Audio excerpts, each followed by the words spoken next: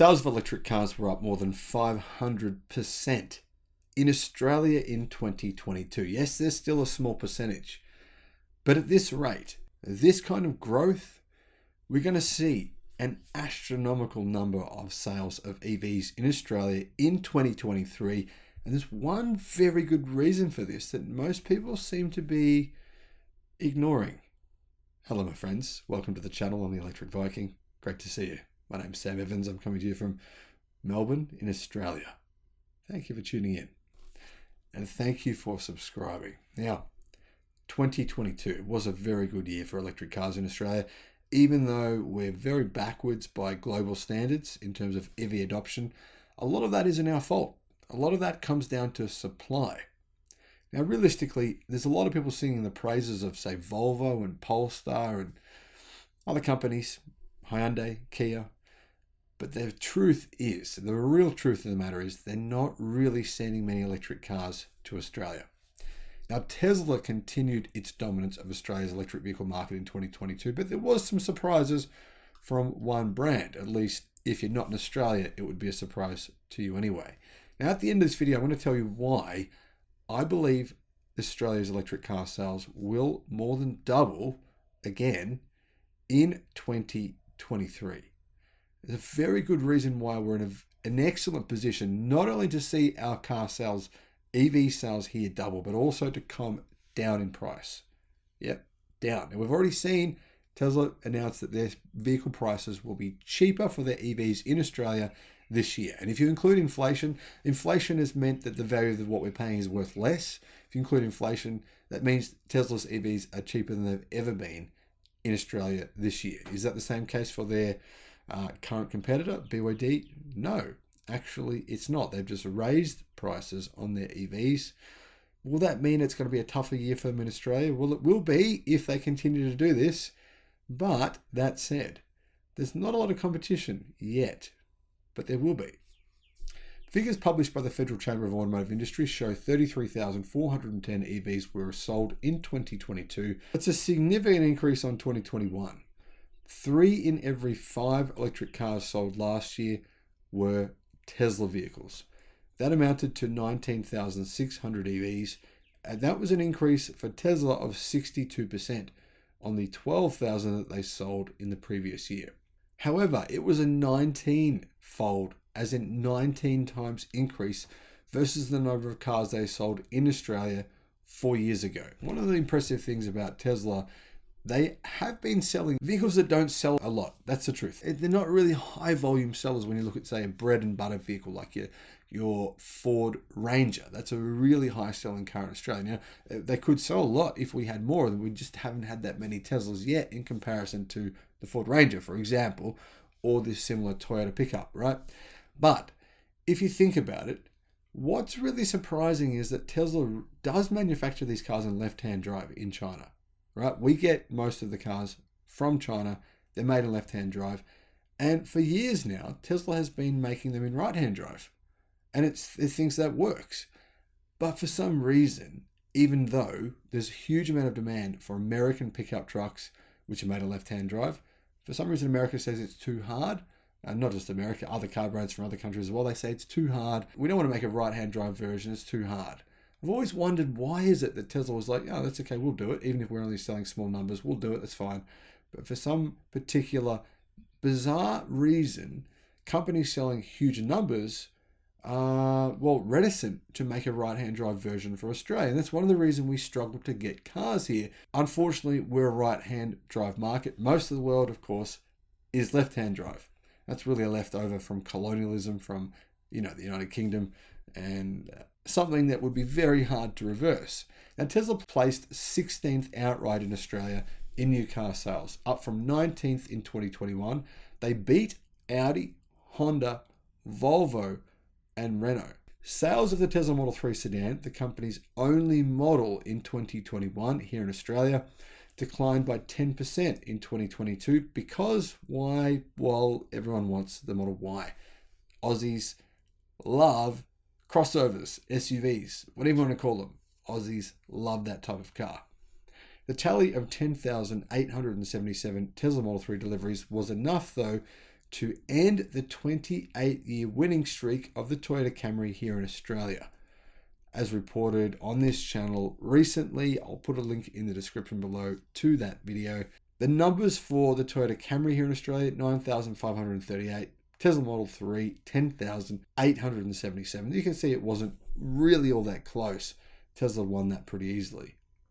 Tesla accounts for the majority of EVs in Australia, but there is a newcomer which wants to change that. In fact, BYD says they can make more than 160,000 cars a year that they can ship to Australia. Is that really true? That's what the distributor says, not BYD themselves. Don't know if that's true.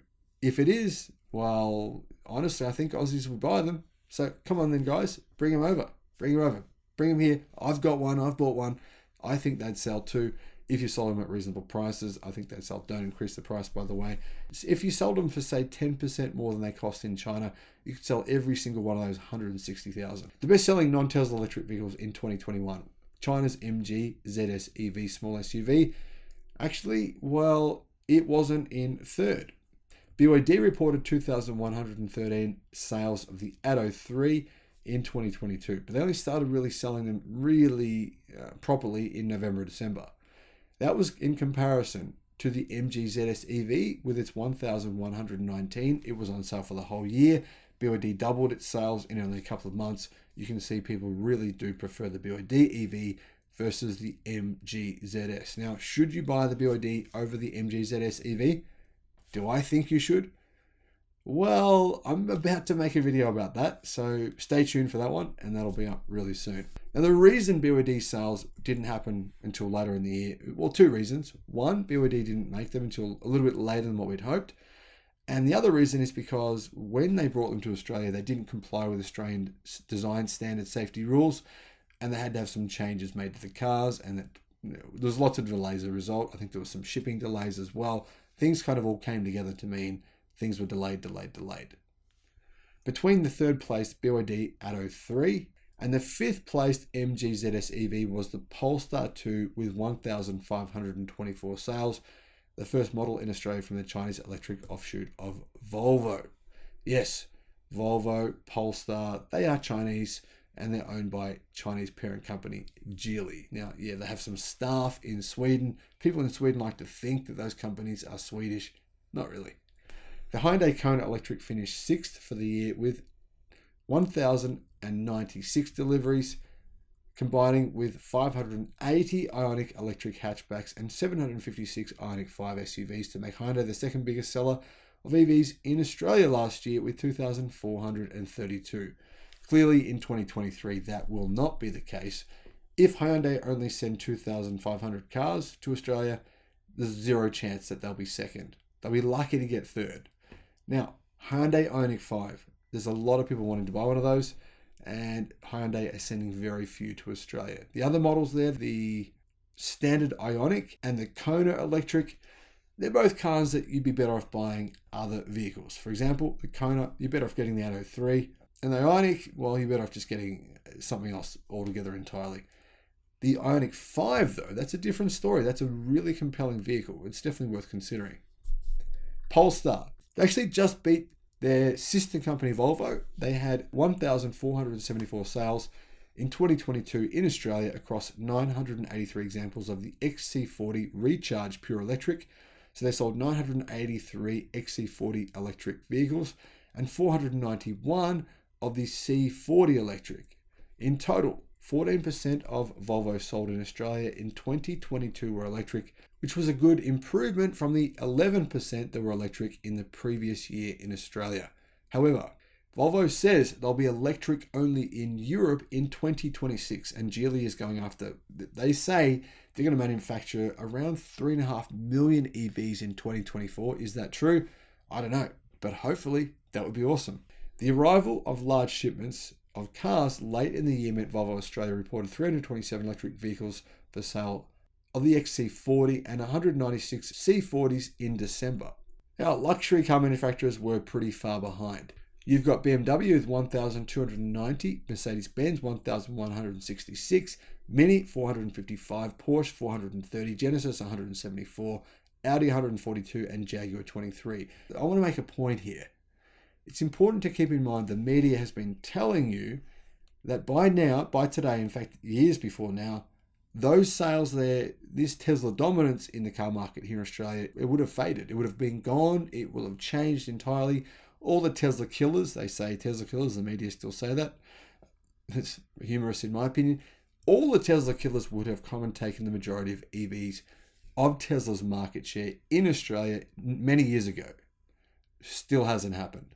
It's worth keeping that in mind when you listen to what they have to say about anything at all. Do they actually have credibility? Finishing at the bottom of the leaderboard was the LDV electric van, but only just went on sale. The BMW i3 hatch with 3 sales for the whole year because it's junk. It's not junk. It's just way too expensive for what it is. The LDV ET60 Ute, which only just went on sale, and the LDV MIFA 9 electric people mover, both only just went on sale. And the Mercedes-Benz e-Vito van all had only 2 each. Plus you got the Ford e-Transit, Cupra, Born, and the Mercedes-Benz e-Vito Tourer with 1. Here's a list of the new electric cars coming to Australia in 2023 that I would be considering if I was you. Volvo EX30. It's going to be a small SUV, small electric SUV. The Volkswagen ID4 and the ID5. Apparently they're both coming in 2023. The Toyota BZ4X, that's apparently coming in the second half of 2023. Should you buy one? Absolutely not. Consider anything else here. Obviously, the wheels don't like staying on those cars. Skoda Enyaq, that's coming. That's a compelling car. The Renault Megane E-Tech, that's coming as well. The Renault Kangoo E-Tech, the MG4. Now, that's a car I would definitely consider the MG4. If you're comparing the MG4 and the BYD EA1, which is the Dolphin, called the Dolphin in China, well, that's a really good comparison. So far, reviews of the MG4 in the UK, in Europe, are incredibly positive. They're saying it's one of the best cars they've ever tested, regardless of powertrain. They love it. Definitely worth considering buying one of those. You've got the Lexus RZ. Is it worth considering buying one of those? Absolutely not. Kia EV6 GT. That's the performance version of the EV6. That's got enough power to beat a lot of Ferraris, supercars. It's awesome.